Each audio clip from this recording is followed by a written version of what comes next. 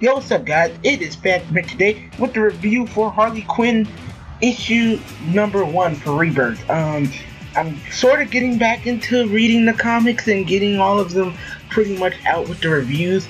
I should have all the reviews on a schedule on, I believe, September or in October. And sadly, it will only be me doing it, mainly because let's just say the Phantom Network is going through something right now. But as we get more and more into this, Harley Quinn is trying to get a new lead for herself as she's talking to Poison Ivy about it. They're talking about, oh, well, what have you done lately, Harley? And Harley's like, I've been running my business and all of that. And, you know, it starts off really, really kooky. Then something happened that escalates it far quickly. Now, the thing is, Harley goes through kind of her own little midlife crisis because she kind of throws a show, one woman show, to one person in the audience named Red Tool, and well, you know, she basically is just explaining her life and how she got dumped by the Joker, how the Joker basically changed her into from a good therapist to a freak of nature. I wouldn't call her really a freak, but you know, she has her different ways of describing things. The thing is that after this a zombie infection actually happens after an alien crash lands, takes over a cow's body, gets turned into meat. Then when it's supplied out to the town, the whole town turns into zombified townspeople, attacking Harley and her gang. Now, Harley and their gang don't know what's going on, and the bad thing is, Harley knows everybody in the town. So as she's killing them, she kind of feels bad. She's like, oh God, what can we do? And then everyone's like, well, don't let them bite you. And guess who gets bite? Red Tool, after he completely warns us, well, if we get bitten, then we could get infected. So you know what Harley does to save time, and so we don't have to kill a zombified Red Tool? She chops his arm clean off.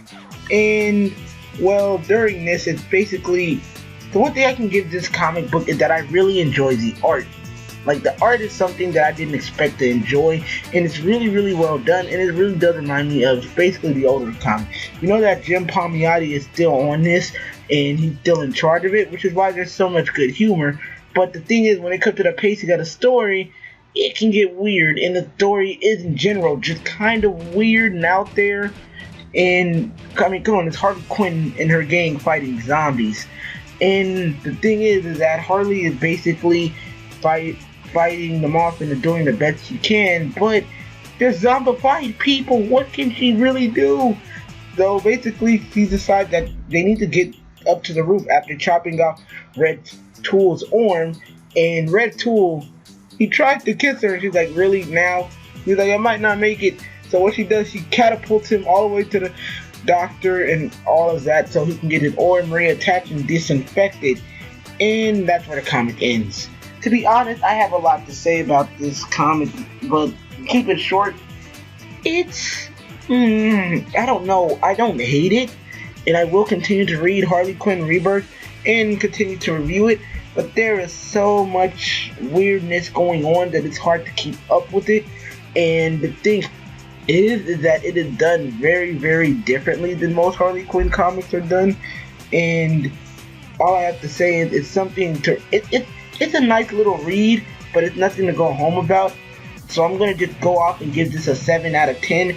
It's not bad, and I would suggest reading it, but it's a weird story. It's not for everybody. That's all I have to say, and I kind of hope that we get to another arc, because